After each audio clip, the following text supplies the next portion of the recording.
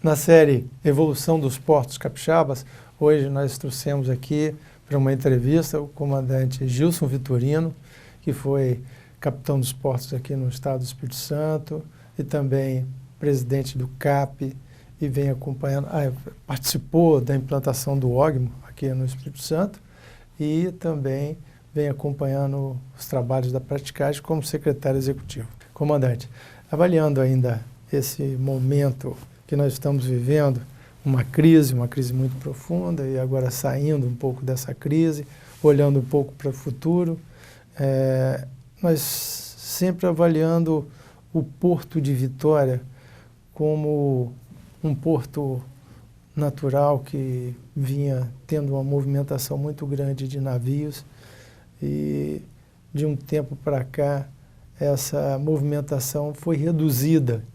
Além disso, nós temos um processo sendo discutido da capacidade desse porto de evoluir e suas limitações. Alguns vêm com um olhar mais pessimista o futuro do porto, sempre olhando os grandes navios, containeiros, que não têm capacidade de adentrar ao porto, e outros já vendo outras oportunidades, né? De um outro lado, nós temos aí um processo de dragagem, de aprofundamento do canal de acesso, a área de giro de navios, sendo feita há muitos anos e ainda não se chegou ao final. E também um outro ponto que se discute qual a capacidade dos navios que estarão aqui depois de homologado um novo canal de acesso e uma nova área de giro. Comandante, como o senhor vê esse momento que nós estamos vivendo hoje? Bom, o nosso momento no Porto de Vitória, você já destacou que ele é um porto natural. O porto natural, ele traz um trabalho redobrado para você estar sempre mantendo ele up-to-date, né? Porque ele tem fatores geográficos que são limitadores físicos na movimentação de navios. Então, é um porto que precisa de ter um cuidado muito maior do que um porto planejado, para você manter ele ativo e moderno, né? As companhias docas tiveram ao longo, companhias docas de maneira geral, né? Sim. Tiveram ao longo de muitos anos aí um grande ostracismo. Elas não tiveram olhos voltados da área política, né? E elas se atrasaram muito dentro do contexto econômico brasileiro.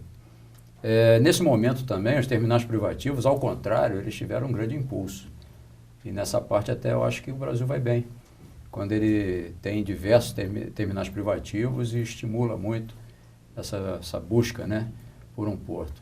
Aí pode ver aí quantos empresários tem aí disputando portos, alguns são projetos assim bastante simples até. Eu diria Sim. que não serão viáveis porque são muito simples, né? Na verdade é o impulso, é a vontade. Isso é muito bom, né? Do ponto da economia. Mas voltando para o Porto de Vitória, ele tem uma limitação que ele já foi expandido há bastante tempo e por muitas vezes. Eu diria que ele está no seu limite, né? A própria companhia docas, por muitas vezes, fala em sobrevida, né? Quer dizer, isso aí é um jeito de você ganhar alguma coisa. Essa sobrevida, no meu entender, ela está mais presa às questões de identificar melhor a vocação do porto. Se o porto sair correndo atrás daquilo que é uma tendência mundial, a gente pode não conseguir, porque o porto não tem mais essa característica de absorver essa tendência de crescimento. O que foi a tendência presentemente? Foi crescer os navios, crescer os navios, crescer os navios. No intuito de quem?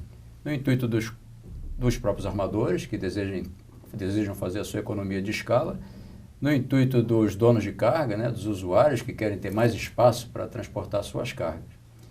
Então isso foi quase que junto, mas isso traz um conflito muito grande, porque navio você constrói, destrói e demole, como se fala aí, né? Sim. Em 5 anos, 10 anos, às vezes, se quiser. 5 anos é pouco, ele tem uma vida útil de 20 anos, mas ele se saiu fora do mercado, manda para demolir para poder fazer os equilíbrios de frete, que no momento andam baixos e outras coisas assim.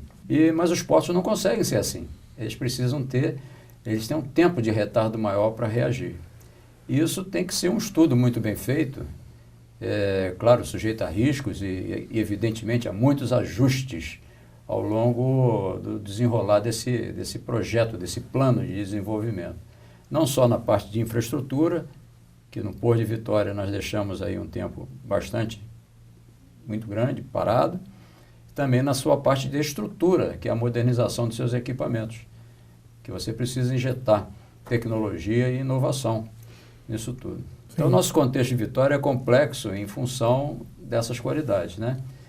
Ou deficiências. Nós estamos aí trabalhando há algum tempo, nós temos visto aí bastante empenho das pessoas.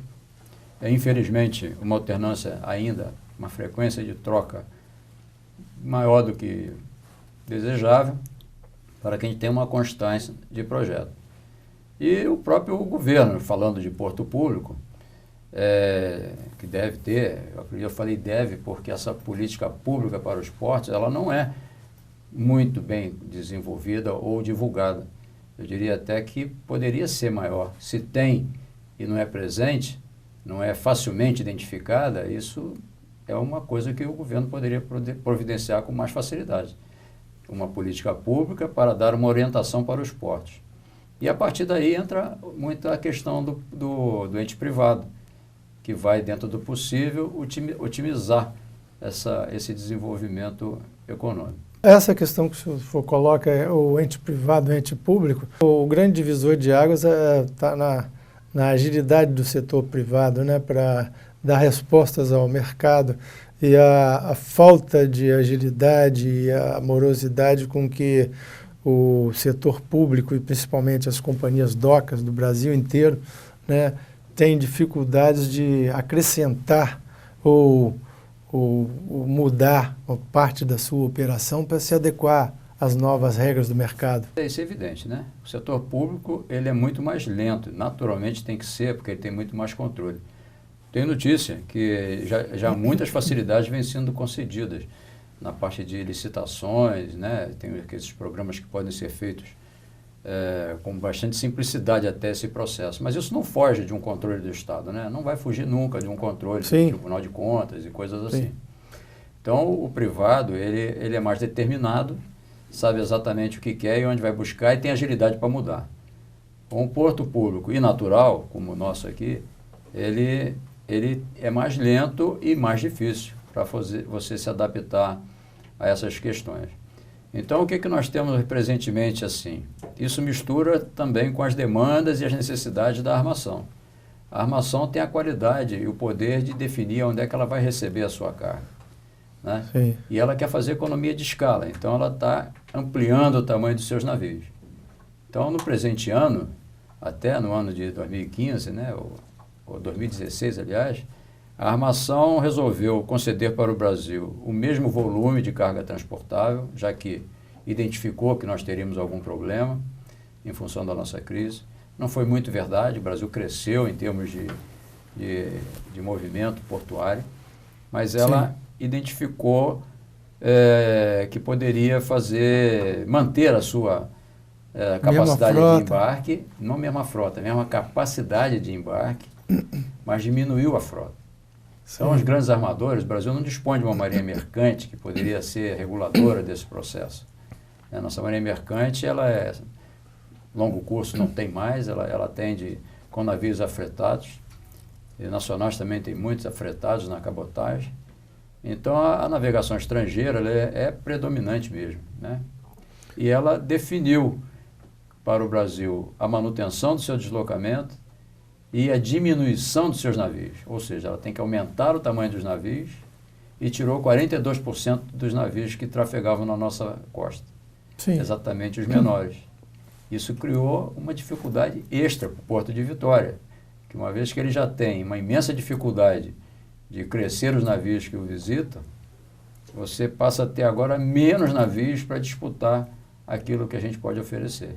O que foi feito desses navios? Foram para outros... esses navios estão sendo, em grande parte, demolidos. Já eram antigos, né? Porque a globalização ela deu aquela chamada para os armadores que investiram muito, há pouco tempo atrás, na construção de novos navios e grandes navios.